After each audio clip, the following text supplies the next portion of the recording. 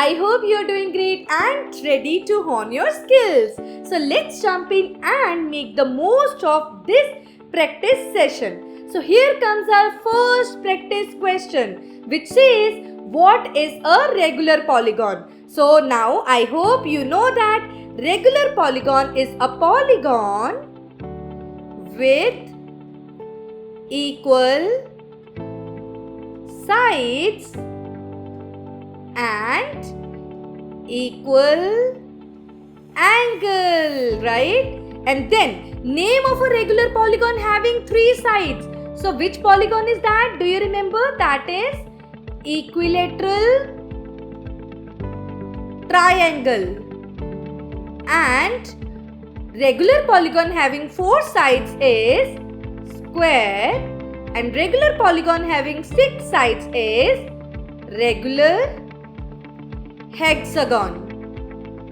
Now we will go to our next question, which says find x in the following figures. We can see that the measures of exterior angles have been given and we need to find the value of angle x. So we can write that sum of the exterior angles of polygon is equals to 360 degree. So we can write it as 125 degrees plus 125 degrees plus x is equals to 360 degree. So 250 degree plus x is equals to 360 degrees. So x is equals to 360 degree minus 250 degree, which is equals to 110 degree.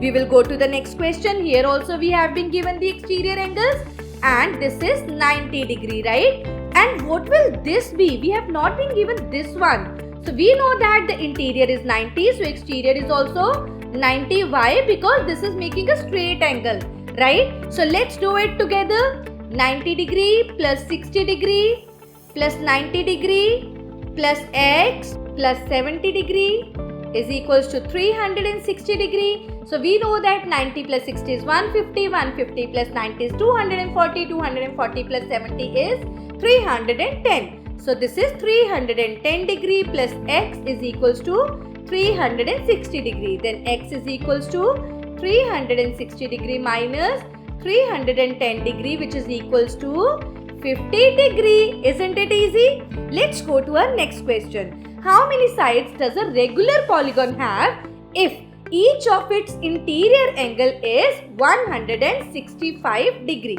So let's do it. We know that sum of the interior angles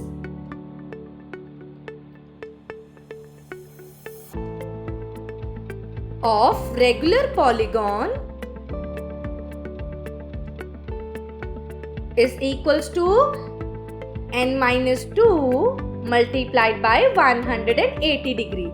Now measure of each angle will be n minus 2 multiplied by 180 degree over n. And we know that this is 165 degrees. So this is equals to n minus 2 multiplied by 180 degree over n. And then 165 n is equals to 180 n minus 360. 165 n minus 180 n is equals to minus 360. So minus 15 n is equals to minus 360. So here minus cancels with minus, n is equals to 360 over 15, which is equals to 24. So that means this is 24-sided regular polygon whose each of the interior angles is 165 degrees. Let's go to our next question. It says, consider the parallelogram and find the value of angle x, y and z. So let's do it, and we know that angle B is equals to angle D, which is equals to y, and this is equals to 100 degree. And why is that so? Because opposite angles of parallelogram are equal. So I can write it as opposite angles are equal. And then we can see that here angle A plus angle B is equals to 180 degree. Why is that so? Because adjacent angles are supplementary.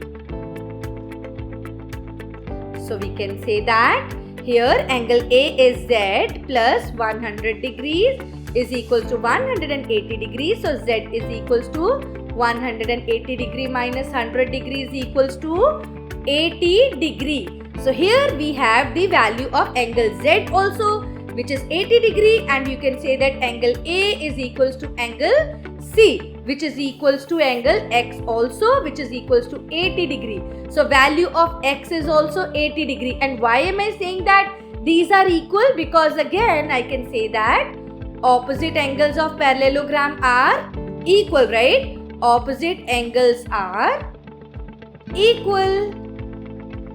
And now we will be moving ahead with the next question. Okay. So next question says, in this figure, both RISK and CLUE are parallelograms and we need to find the value of X. Now here we can see that angle L is equals to angle E. Why? Because that's a parallelogram and we just now studied that opposite angles of parallelogram are equal, right? So I can write it as angle L is equals to angle E. Why? Because opposite angles are equal, right? So I can say that angle E is equals to what?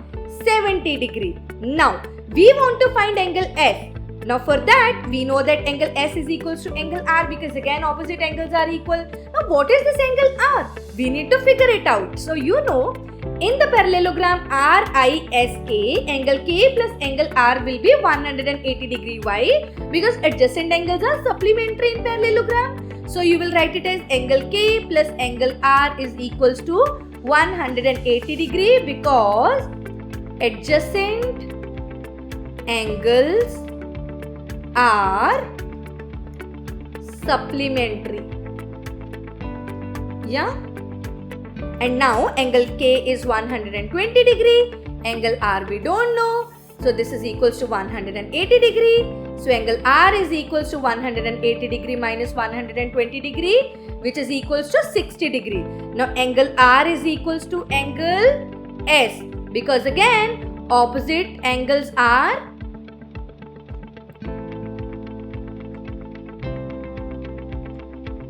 equal, right? And then angle S is also 60 degree. Now we know that angle E plus angle S plus X is equals to 180 degree. And why is that so? Because of angle sum property.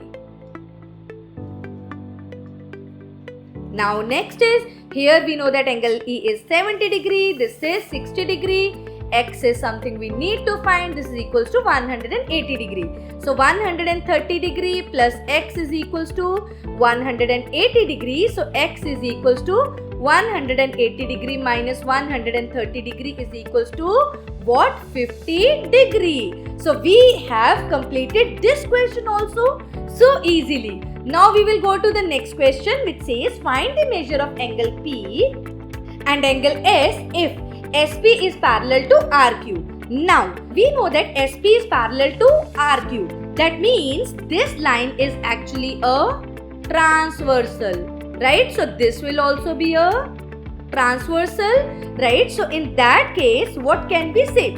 So we can say that angle R plus angle S is equals to 180 degree. Why? Because angles on same side of transversal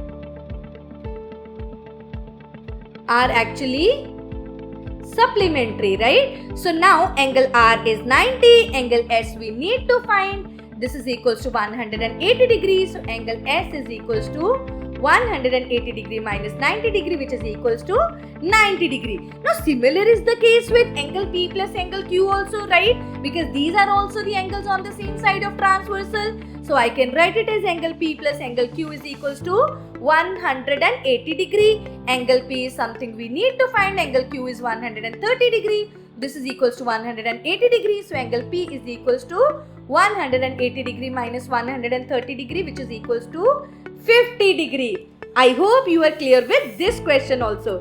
Now the next question. This says name the quadrilaterals whose diagonals bisect each other. So we have studied about many quadrilaterals, right? So now we can say that for parallelogram, for rhombus, for square, for rectangle, this holds true, right? The diagonals bisect each other. Now the quadrilaterals whose diagonals are perpendicular bisectors. But this is true in case of rhombus and square only, right? And then the quadrilateral whose diagonals are equal, this is true in case of square and rectangle both. Yes, is that clear? I hope you understood all the questions and this session was valuable for you. But this is not enough. I want you to practice more questions. Keep up your dedication. I will see you in the next video. Thank you. Bye-bye.